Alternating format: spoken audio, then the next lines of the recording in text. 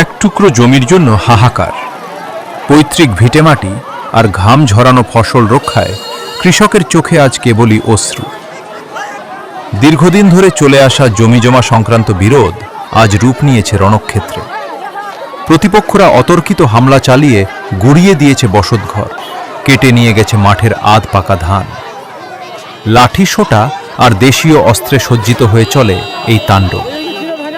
আমাদের ধান কাটে নিয়ে গেছে ক্ষেত্র থেকে আপনার ঘর দরজা তুলছে, রাস্তাতে আমরা যাওয়া চাই না। আমাদের কয়েকজন লোক এলার ইসলামপুরের দেশে যাবার চাইছিল, সকালবেলা এদের সবারই পিটিয়েছে। বর্তমানে হাসপাতালে আছে, অতিরিক্ত মারধর করছে, আমাদের সবারই দাবড়ায় বাড়িতে থুয়ে যাইতেছে। আমাদের রাস্তা দিয়ে যাবো এই অবস্থা আঙরে নাই। আমাদের মোটর ডাউন নিয়ে গেছে গা, ঘর দরজা সব বাইরে ভেঙে থিয়ে গেছে। আমরা পৈতৃক সম্পদ হিসাবে আমরা 100 বছর যাবৎ ভোগ দখল করে আসতেছি।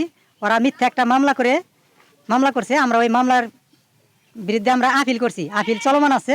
ওরা এখন আবার ওই জোরপূর্বক অস্ত্র শস্ত্র নিয়ে ঘর উঠাবার জন্য আসছে বা ধান কাটবার আসছে নিচে। আমরা দুর্বল, আমরা আর কি ওর সাথে পাই না।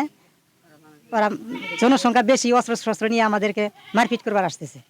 আমাদের আজকে সকালবেলা থেকে দেখতে রাত্রে অনেক ঘর উঠেছে। আমরা ওখানে আমাদের ওখানে একটা মোটর, 2টা মোটর ছিল, 3টা মোটর ছিল, একটা মোটর 2টা মোটর ঘরে ভাঙ্গিয়া মোটর নিয়ে গেছে, অনেক অত্যাচার করছে, মারামারি করছে, কাটাই করছে, প্লাস আমারও বাইরেছে। কিন্তু আমরা ওদের সাথে কোনোভাবে পারি নাই না সত্ত্বে আমরা দূরে আমাদের বাড়িতে আসছি। তারপর হামকি দামকি দিছে। সকাল 5টা আর আগে ধান কাটে ফেলাইছে, তারপরে ঘর উঠাইছে। তারপরে আমরা যখন আগে গেছি তখন আঙ্গরে বাচ্চা কাচ্চা সহকারে মারপিট করছে। তারপরে ওরা জনসংখ্যা বেশি, আমরা পাই নাই কে। ওরা মেলা তার পাতে নিয়ে ওরা সারা রাখছে, আরো ওই ধানের ভিতরে থুয়ে আঙ্গরে মারপিট করছে। তাহলে আমরা যখন যাই গিয়া আঙ্গরে আরো হামলা দেয়, আমরা যাইতে পারি না, কোনোভাবে আমরা যাইতে পারি না। 2-3 করে আঙ্গরে হামলা দিল। তাহলে আমরা এটা কোনোভাবে আমরা করা হাইতেছি না। এটা আমরা আদালতে আমরা সুন্দরভাবে এটা বিচার চাই।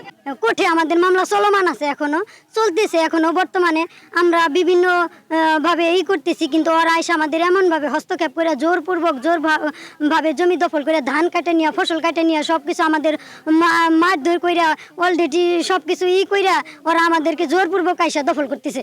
আমরা পোলাপান নিয়ে যে ঘরে থাকবো, ঘরেও থাকবার পাইতেছি না। ওরা এরকম ভাবে আইসা হুমকি দেয়।